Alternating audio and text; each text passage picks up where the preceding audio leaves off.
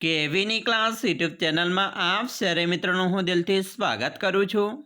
આજે વિદ્યાર્થી મિત્રો વાત કરવાના છીએ ધોરણ 7માં આપણી નવીન સ્વાધ્યાયન પોથી જે આપવામાં આવેલી છે તેમાં ભાગ નંબર 4ની અંદર સંસ્કૃત વિષયનો પાઠ નંબર 9 આમલમ દ્રાક્ષાફલમ જેના પાઠનું આપણે આ વિડીયોમાં સચોટ સાચું અને સંપૂર્ણ સોલ્યુશન જોવાના છીએ। તો ચાલો વિદ્યાર્થી મિત્રો વિડીયોની શરૂઆત કરીએ। તેના પહેલાં તમે ખાસ કરીને ચેનલમાં નવા છો તો મારા વાલા વિદ્યાર્થી મિત્રો ચેનલને અવશ્ય સબસ્ક્રાઇબ કરી વિડીયોને લાઇક અને શેર કરવાનું પણ ન ભૂલતા। પાઠ નંબર 9 આમલમ દ્રાક્ષાફલમ જેમાં પ્રશ્ન 1 છે, નીચે આપેલ કાવ્ય પંક્તિઓ સુંદર અક્ષરે લખો। એટલે કે મિત્રો તમારે આની આ પંક્તિ છે એ નીચે લખવાની છે।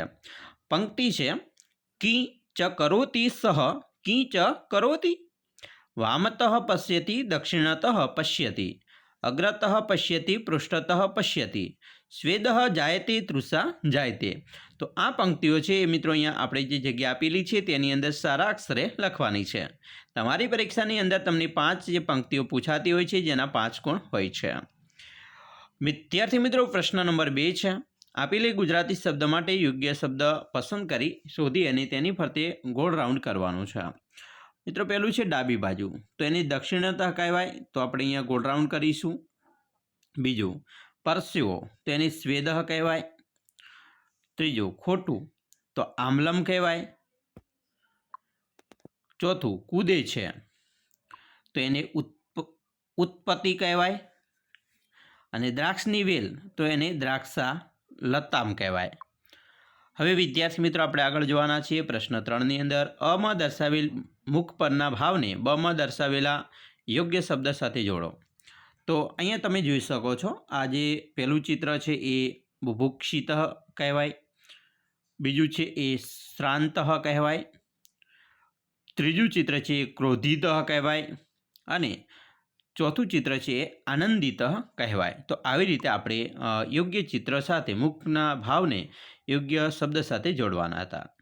પ્રશ્ન 4, નીચે આપેલા કોષ્ટકમાં કાવ્યમાં આવતા જુદા જુદા 12 શબ્દો છુપાયેલા છે, જેને શોધી કોષ્ટકની નીચે આપેલ ખાલી જગ્યામાં લખો અને એક ઉદાહરણ આપેલ છે। અહીંયા ઉદાહરણ આપેલું છે એ 12 સંસ્કૃત નામાની અન્વેષયતુ, બરાબર।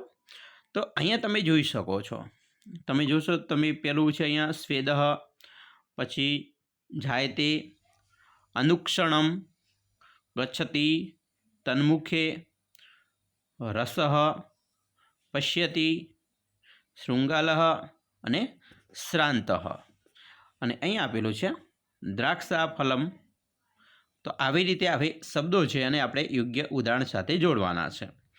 જેમ કે મિત્રો પહેલું છે તન્મુખે, એવી રીતે સ્વેદઃ, જાયતે, રસઃ, શૃંગાલઃ, દ્રાક્ષફલમ, ગચ્છતિ, ક્ષુધા, અનુક્ષણમ, શ્રાંત અને પશ્યતિ। આ શબ્દો આપણે નીચે ઉપરના કોષ્ટકમાં જોઈને નીચે લખ્યા।